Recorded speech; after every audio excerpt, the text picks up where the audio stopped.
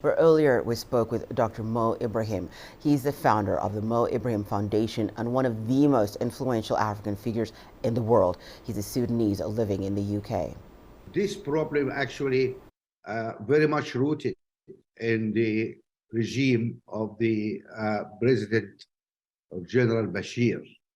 Uh, Bashir created a number of military and paramilitary bodies in order to protect it. He wanted to ensure that his rule is coup-proof.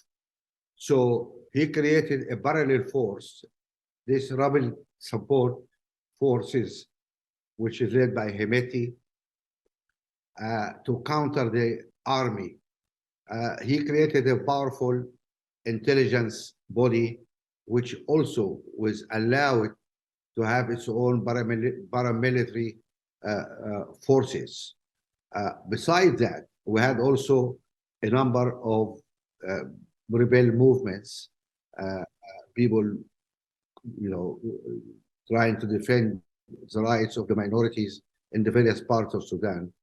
And so we had like 13 armies in Sudan. And the problem is to keep the loyalty of these forces, mainly the rapid support group of Hemeti and the army. A lot of economic goods was given to those guys. The military almost controlled the economy of Sudan, and that is really their golden egg they have there.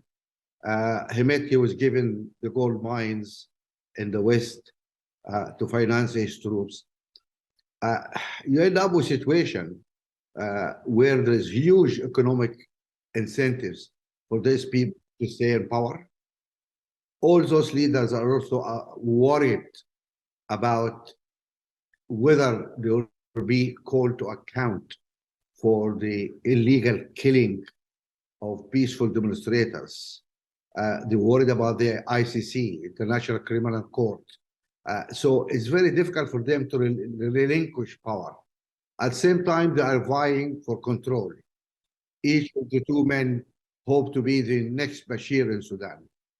This is a problem, and it is a situation where, if possible, I hope for two sides to be defeated, because we'll be better off without both of them. I think we need to be pragmatic. The first thing I think we need to do is to stop the fighting. The first thing, fighting in cities. I mean, with these millions of civilians trapped, without food, without water, without electricity, it's just unthinkable. That's number one. And if this fighting continue, it will not be limited to Sudan. Already, the problems in Darfur, spilled in Chad, Libya, and Darfur and the west of Sudan. We can see the proliferation there. We had the problem in Tigray, which again borders Sudan. This cancer will spread around us. That is stabilizing the whole area. That must stop. So first thing, we need to stop this fighting. Secondly, I think to be pragmatic, and I know many people will criticize me, but we need to be pragmatic. And we say, okay, guys, what we offer you is safe exit. Get out of Sudan, and we'll provide you with a safe exit. That enables us to build a democratic country there in absence of all these people